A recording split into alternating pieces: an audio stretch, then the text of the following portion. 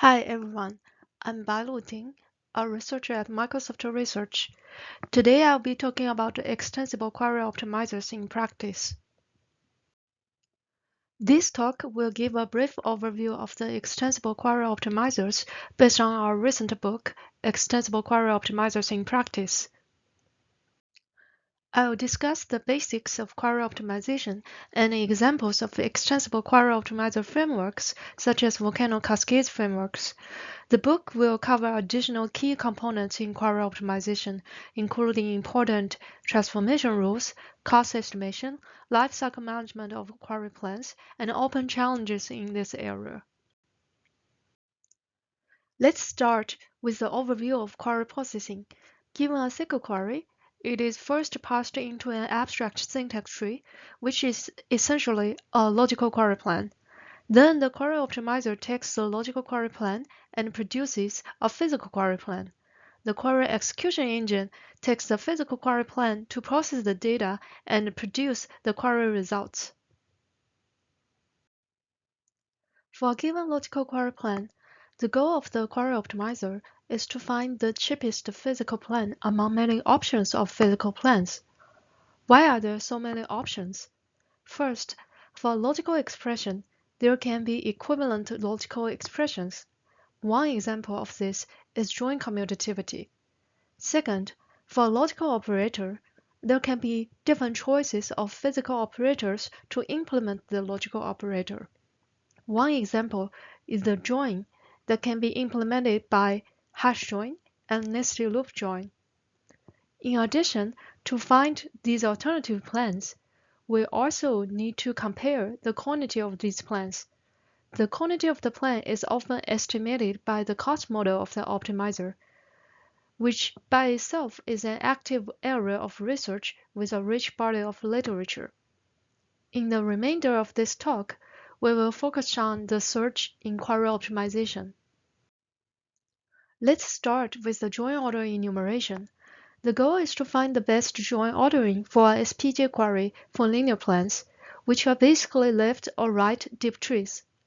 If we enumerate all the join ordering by naive permutation of the relations, this ends up with a factorial number of plans, which is prohibitively expensive when the number of relations is large. Instead, System R, a pioneer query optimizer, proposed a more efficient algorithm for join order enumeration. The key insight of join order enumeration algorithm of System R is subproblem decomposition. For linear plans, the base plan of joining n relations can be found by extending the base subplans of joining n-1 relations. For example, if we want to find the best plan for joining R, S, and T, we start with the best plans for accessing R, S, and T respectively. Then we find the best plans for joining two relations by considering the best plans for each individual relation and the physical operators to join the two relations. Finally, we find the best plan for joining the three relations by extending the best plans for two relations with the physical operator to join the remaining relation.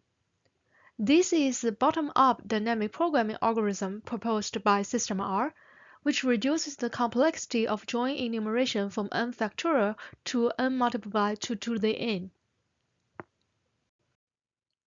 In addition to join order enumeration, another important concept proposed by System R's query optimizer is the interesting order. Consider the example of joining R and S. The plan with merge join is more expensive than the plan with hash join, mostly because of the expensive sort operators.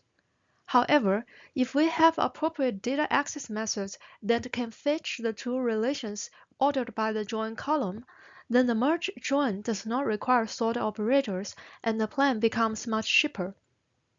This example shows that the sort order of the relations can make a big difference for the plan cost. Thus, the sort order should be accounted in the search of the best query plans. How can we incorporate the interesting orders into the search? So in addition to find the optimal plan for joining n relations, we consider the optimal plan of joining n relations with specific interesting orders. For example, we find the optimal plan for both accessing R and accessing R with a sort order by column A in the dynamic programming-based search. And the sort operators can be added to provide the required interesting orders during the subproblem decomposition. Okay, System R proposed a nice and clean join order enumeration algorithm. This was great until the analytical queries became popular and new transformations and operators were added to support such workloads. One example of new transformations is the goodbye pushdown below joins. Because goodbye can reduce the cardinality of the input, sometimes pushing down the goodbye operator below a join can significantly reduce the cost of the plan. One example of new operators added is the outer join operators. Unlike the inner joins, the outer joins are in general not commutative. Unfortunately, it requires manual efforts to modify the search algorithm in System R to support these new transformations and operators. For example, with goodbye pushdown, the search algorithm needs to figure out what are additional ways to decompose the subproblem from bottom up in the presence of goodbyes.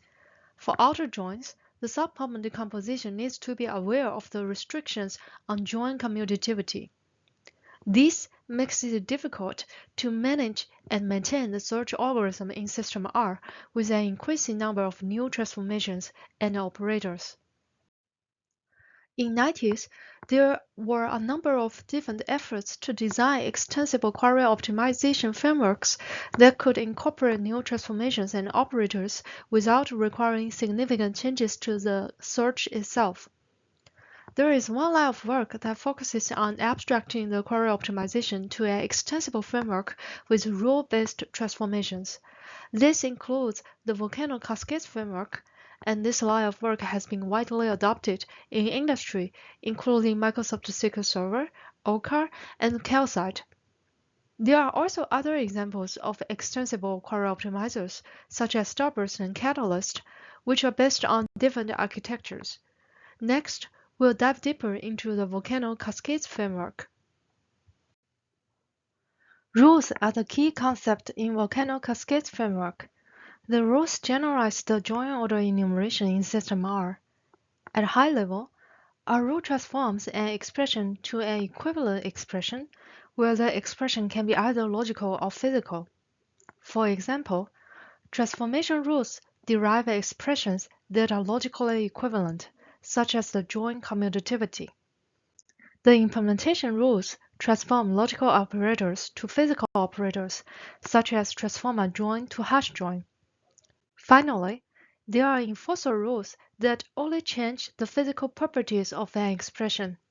Here, the physical property generalizes the concept of interesting orders, and it can include the sort orders, degree of parallelism, and other physical characteristics of the output of an expression. One example is the sort operator that changes the interesting order of the output of an expression. With the abstract rule-based transformations, adding a new rule simply requires detecting the corresponding pattern to trigger the rule and transforming an input expression to another expression. For example, if an expression has a goodbye over a join and it satisfies the requirement of a goodbye pushdown, the rule can be applied and the expression can be transformed. Now, how do we navigate the equivalent plans with rule-based transformations? There are two kinds of derivations.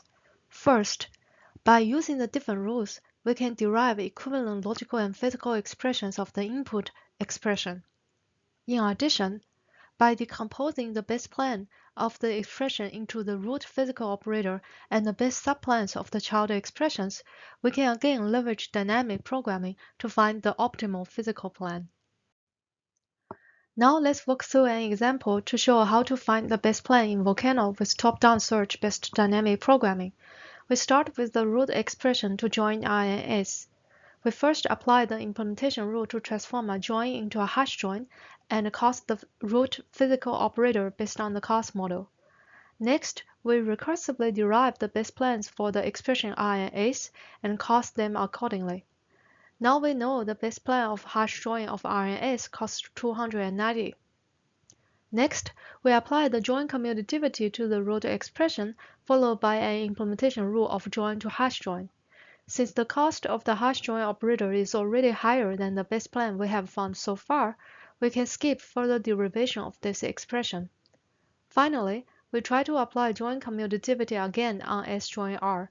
Because this expression has already been derived, we can skip the duplicate derivation. Now we find the best plan for R and S with a cost of 290. If we look at the search process, we need to keep track of the expressions that have been derived to avoid duplicate derivations. The memo data structure is designed as a compact representation of the expressions to keep track of the search. The group in the memo represents an equivalent class of expressions. In this example, for the join of R and S, we create the group representing R join S, R, and S respectively. The expression in the memo has either a logical or physical root operator, and with pointers to the groups of the child expressions. For example, for the expression of R join S, we add an expression of group 2 join group 3. For the expression of R hash join S, we add an expression of group 2 hash join group 3. Throughout the search process, the memo is gradually filled up to cache the derived expressions. In this example, we'll add the expressions for R and table scan of R, ACE and table scan of ACE, ACE join R after applying join commutativity, and ACE hash join R. From the previous slides, we know that there is no reason to continue exploring ACE hash join R because it is expensive. Now assume for a moment that if we want to continue the search of ACE hash join R recursively, since the memo has already cached the base plans for ACE and R, they can be directly reduced without being derived. Similarly, when we try to apply join commutativity to the expression ACE join R, because the expression has already been derived in the memo, there is no need to continue the derivation. Now, how do we support a new transformation in Volcano? Consider the example of group by over the join of R and S. If there is no group by pushdown, similar to the previous example, we'll transform the expression by the implementation rule of transforming the group by with a hash join aggregation, and then recursively derive the base plan for the join of R and S. If now we add the fancy new group by pushdown, we can simply add this rule to the optimizer. The new rule will be triggered on the expression and produce a transformed expression with group by below the join. And the search will continue to derive equivalent expressions and recursively find the best plans for child expressions as before. From this example, we can see there is no significant change required to the search algorithm to support a new transformation in Volcano. There are some additional implementation design choices in Volcano. Instead of doing the one-pass top-down search as conceptually shown in the previous slides, Volcano actually separates the search into two phases. In the generation phase, it performs a top-down search to generate all logical expressions. And in the cost analysis phase, it performs a top-down search to find the best physical plans. This two-phase derivation will first exhaustively generate all the logical expressions before deriving any physical subplans. This is benign if the search is exhaustive, which means the optimizer will examine all the equivalent logical and physical expressions to find the best plan. Unfortunately, in practice, the query optimizer is often given a limited time budget, and the search often times out for complex queries, and thus it is not exhaustive. In this case, the Volcano search strategy will still be exhaustive in generating the logical expressions. You can spend a long time on deriving all the logical alternative expressions before deriving the first physical plan. In addition, as the search is non-exhaustive, some of the generated logical expressions may not be even used in the cost analysis phase, and the derivation of these expressions will be wasted. In addition, with the recursive search in Volcano, the optimizer will derive all the physical plans for one child before deriving any subplan of the next child. In our example, we will first derive all subplans for R join S before deriving any plan for S join R. Again, this behavior is benign when the search is exhaustive. However, if the search is non-exhaustive, the optimizer can get stuck in a suboptimal region of the plan space and miss out other more promising regions before the search times out. To address these challenges, Cascades was proposed as a successor of Volcano. It shares many similar concepts with Volcano, including the top-down search-based dynamic programming, the rules, the memo, the groups, expression, etc. However, instead of doing the two-phase recursive search, Cascades is designed to incrementally explore the search space by interleaving the derivation of logical and physical expressions. The intuition is to break down the search into fine-grained pieces, which are referred as tasks. In Volcano, there are two big tasks to derive the equivalent logical expressions and find the best physical plans. In Cascades, there are 6 different tasks. The tasks of optimized group and optimized expression try to find the best physical plan for the group and the expression. They are kind of similar to the cost analysis phase in Volcano. The tasks of explore group and explore expression try to derive equivalent logical expressions. They are kind of similar to the generation phase in Volcano. There are 2 new tasks in Cascades: apply rule and optimize inputs. The apply rule performs the actual transformation of all the rules, and the optimize inputs is a task to enforce the derivation dependency of the parent operator and its child expressions. All the tasks are iteratively scheduled using a stack. Now we walk through an example to show how the tasks are scheduled in Cascades. Here we want to derive the best plan for the same example of R join S. To start, the optimizer creates a task to optimize the group of R join S. Because this group has not been explored, a task of exploring the group will be scheduled.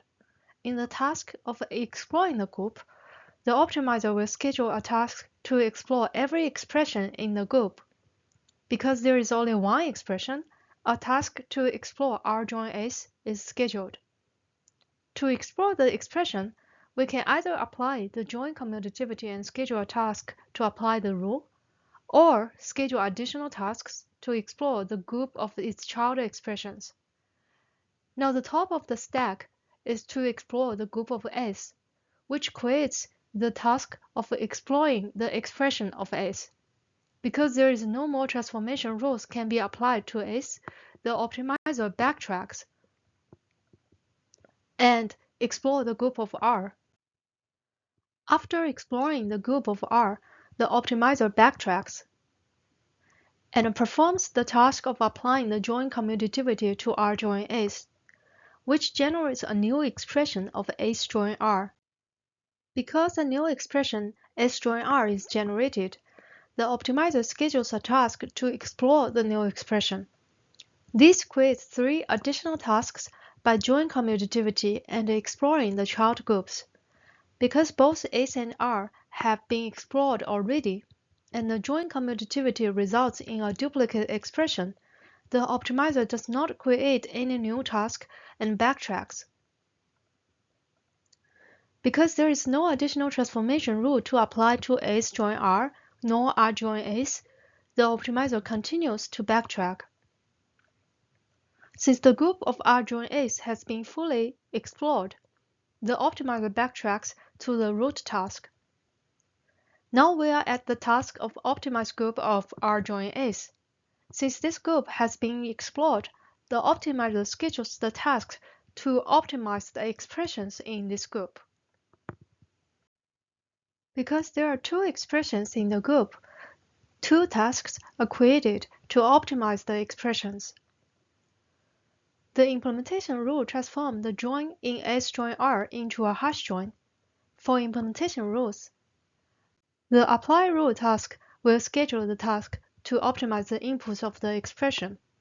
It first optimizes the a's in the expression. The optimized inputs will schedule the task to optimize the group of a's. Because the group has already been explored, the optimizer will schedule a task to optimize the expression of the group. Now we continue the workflow to apply the implementation rule on a's, and then the optimizer backtracks to optimize the other input. Now the optimizer continues to optimize the inputs of R in A's hash join R, and the process will be similar to optimizing the group of A's. After both inputs are optimized, the optimize of the expression A's join R has been completed. Now the optimizer schedules tasks to optimize R join A's. The process will be similar, and the search continues until the stack becomes empty. Finally, the optimizer returns the best physical plan. As you can see, the search becomes more complicated and fine-grained with the workflow of the task scheduling. So why are we doing all this? First, because the apply rule can be scheduled with both transformation and implementation rules, the search can interleave the exploration of logical and physical expressions. Unfortunately, this requires a bigger example to demonstrate. We have such an example in the book. Second, because the tasks are all piled up in a stack, if there is no dependency among the tasks, they can be scheduled in parallel. For example, the task of explore expression of R join A's creates 3 parallel tasks. Parallelizing the tasks in query optimization can be useful to reduce the time of query optimization for complex queries. For example, Orca is a query optimizer that actually implements parallelized query optimization based on task dependencies. Okay, now we have talked about the search in Volcano and Cascades. Let's go over 2 more examples of how to exercise their extensibility. We have already covered how to add a new rule to the search. Now let's assume we want to add a new operator such as outer join operator. We first need to add, of course, the new logical operator, and then one or more implementation rules to transform the logical operator into physical operators. Finally, we also need to update the cost model with cardinality estimation and cost function of outer joins. Of course, we can further add additional rules for outer joins to increase the search space. The final example of exercising extensibility is to extend the query optimization to distributed query processing. When the database scales, we need to distribute the data and process the query across multiple nodes. In such cases, we need to ensure the distribution of the data is appropriate for the operator. For example, to use hash join for RNAs, it requires the input RNAs are hash distributed by the join column. To incorporate this into the query optimization, we can model the data distribution as a physical property of the expression. In our example of hash join of RNAs, if the relation R is already distributed by the join column, then it can be directly consumed by the hash join. On the other hand, the relation S is distributed by round robin, which cannot satisfy the required property. Thus, a new enforcer, the shuffle operator, is added to change the data distribution to the required distribution. And the corresponding new enforcer rule and the costing of the new enforcer need to be added accordingly. Okay, now we come to the last part of the talk, where I will briefly discuss some additional techniques to control the search. This includes the mechanism to customize the search strategy and optimizations to improve the search efficiency.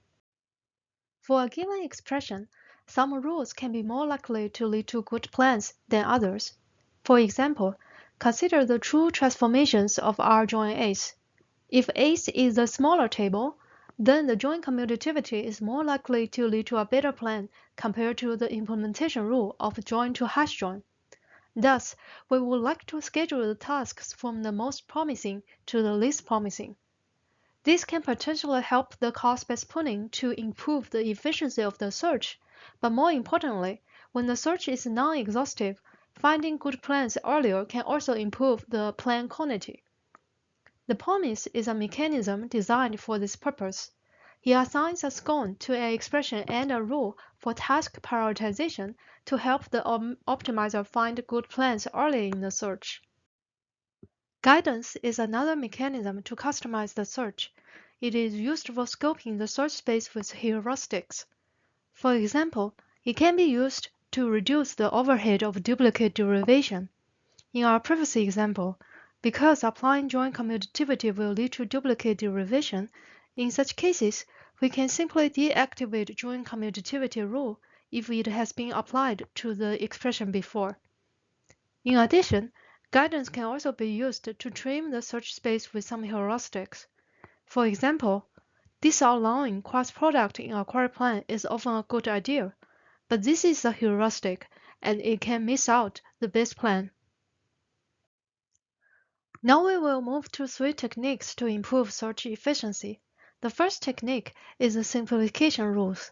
In some cases, it is almost always beneficial to apply certain rules, such as removing duplicate predicates or coalescing subqueries. In such cases, instead of deriving the alternative expressions, it will be more efficient to simply replace the original expression with the transformed expression. The next technique is macro rules. Empirically, people have discovered certain plan shapes are often desirable based on heuristics. For example, for a star query, it can be a good idea to join the dimension tables from the most selective to the least selective with a fact table. However, sometimes the original plan has a completely different join order, and it can require mailing transformations to achieve the desirable plan shape. The macro rules are designed to address this issue. They are the rules that can perform dramatic changes to plan shape in one transformation. For example, with star queries, we can add a macro rule to transform the star join into a desirable plan shape with one application of the rule. The use of macro rules helps ensure these promising plan shapes are explored early in the search. Again, this is beneficial for cost-based pruning, and it can also improve the plan quality for non-exhaustive search. The final technique to improve search efficiency is the multi-stage query optimization. Exploring the search space incrementally is desirable because it allows the search to quickly get good plans for simple queries and progressively improve the plan quality for complex queries if time permits. With multi-stage query optimization, the search can be invoked multiple times, and each time with an increased set of rules to incrementally enlarge the search space. This can be implemented by using the guidance mechanism. The memo and other data structures are cached and shared across the stages to avoid duplicate work. To summarize, in this talk, we started with the basics of query optimization, including a brief overview of System R. We then discussed the extensible query optimization frameworks with details of the search in Volcano and Cascades. We gave a few examples of how to exercise their extensibility, and finally, we discussed additional techniques to control the search. The search is one component in the query optimization, and feel free to check out the book to know about other components in query optimization.